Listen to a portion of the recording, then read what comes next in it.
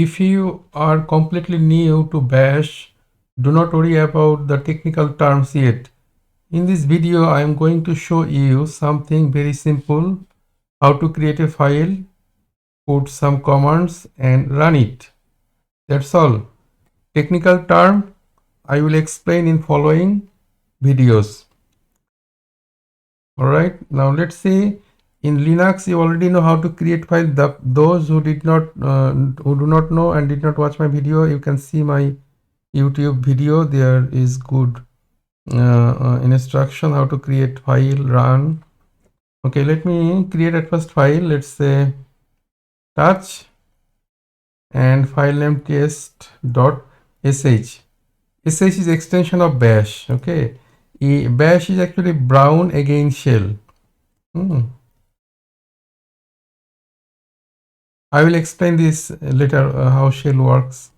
Just at first we learn how to use it. Okay, so create a file. It is done. Now open the file. Nano is the editor, and we are going to write here shebang. And what is shebang? I will explain in the following videos. Bin bash. Right now here, right here, that echo I am learning bash. Right, and right here echo print all files and directory.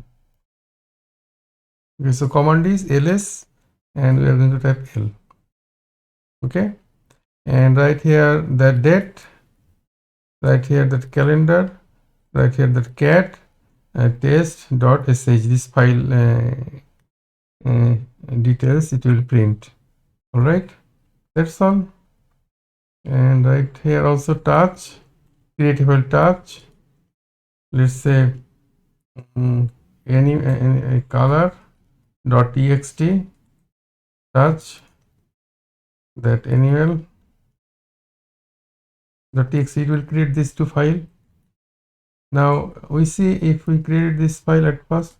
Yes, this file is created. Okay, we can see test.sh, and you see the file permission here, read and write. Okay, here is no executable. So if I run this bash command dot mean current directory and run this test.sh, it will not work, permission denied, because it has no executable permission. So we are going to change the permission chmod plus this is user u plus x.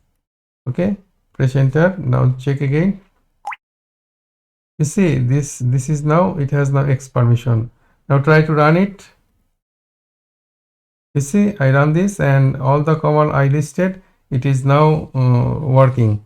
So at first my command was list lsl, so it is listing this file. Then I type date, it is printing the date. Now I ask the calendar, it is showing the calendar. Okay, and now again I ask the create file touch and color txt and two file to create. Okay, let's see if these two files are created. You see these two files created. Okay, this is how to create a bash file and run. Purpose of the bash file to run multiple commands at a time, and we do not need to always type the command. This is for beginner, very basic, and if you practice you will understand more. And following video I will keep explaining step by step more details about the bash. Alright, thank you very much to watch this video.